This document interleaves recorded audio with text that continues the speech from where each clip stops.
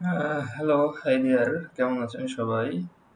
আশা করি সবাই ভালো আছেন। তো আজকের এই ভিডিওতে আমি দেখাবো কিভাবে মাইক্রোসফট ক্লারিটির অ্যাক্সেস আপনি দিবেন একজনকে আপনার অ্যাকাউন্টের, আপনার ড্যাশবোর্ডের, আপনার প্রজেক্টের।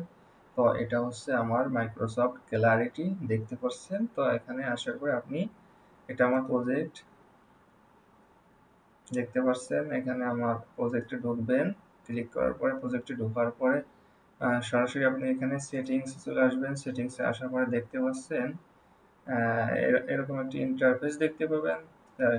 টিমে ক্লিক করবেন। টিমে ক্লিক করার পরে এই যে টিমে ক্লিক করার পরে অ্যাড টিম মেম্বার ক্লিক করবেন। এরপরে আপনার যাকে অ্যাক্সেস দিবেন তার মেইলটা দিবেন।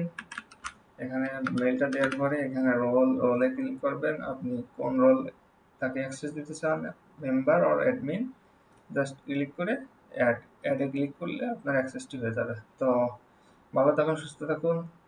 এটাই ছিল আমার ভিডিও। আসসালামু আলাইকুম। তো ভিজিটর ভালো থাকুন, সুস্থ থাকুন।